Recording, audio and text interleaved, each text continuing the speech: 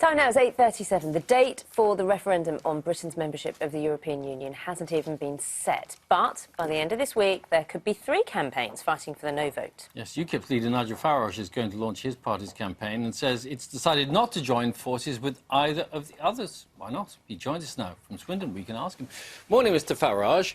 Good morning. Why not join one of the other 2 campaigns? Why run your own?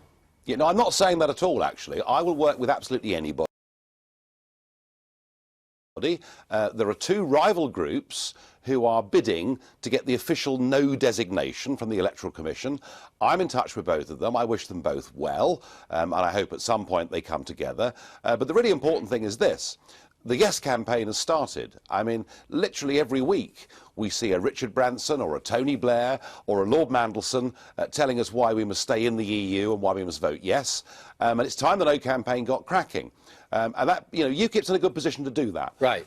So you're going to launch your campaign this week. There are already 2 other campaigns, so by definition that makes you separate from the other 2. Well, the other campaigns, you know, are not out going around theatres and town halls and putting leaflets through doors. And politics is about a lot more than just being in Westminster and, with respect, doing interviews on television. It's about going out and reaching the people. And UKIP is the only Eurosceptic group with tens of thousands of members, hundreds of branches, and we're going to launch the biggest outreach campaign in the history of our party because we feel people want to have that face-to-face conversation at ground level. So should they be joining you rather than you joining them? Ultimately, there will be a group that gets the official no designation, and we will do absolutely everything we can to work in harmony with them. But I'm not going to sit around and wait whilst the Yes campaign is out there, right, is active and is busy. And who should be leading the No campaign? I've absolutely no idea. We'll have to wait for the official designation. More important than who leads the No campaign is that the No campaign starts. And actually, if you look at what's happened in politics over the course of the summer, you know, we had the immigration figures out last week. We've seen the scenes at Calais and very much worse in Hungary and Austria and elsewhere. And now the question of open borders and immigration is the #1 issue in the minds of the British voters by an absolute mile over every other issue.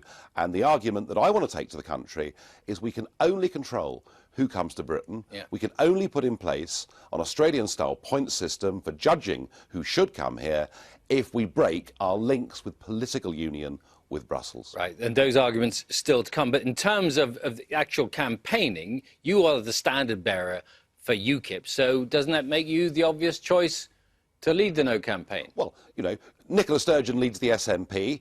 She's going to be supporting the Yes side, doing her own thing. Labour had previously said that Alan Johnson would lead their campaign and they'd be doing their own thing. You know, there are lots of groups on both the Yes and the No side in this campaign. I think to obsess at the moment about who will lead the campaign in the last few weeks is perhaps to put the cart before the horse. The important thing is to get a nationwide campaign going, and that's exactly what we're going to launch this week. All right. There's more to this debate, though, much more than just talking about migrants, isn't there? Well, of course, there is who governs Britain. You know, can we make our own laws in our own parliament? Is it acceptable that 75% of our laws are now made by the European institutions? Is it right that our own Supreme Court can be overruled by courts in Luxembourg and Strasbourg? So you're right, the whole question of democracy and who governs Britain is absolutely vital. And in a sense, border controls and immigration are a subset of that.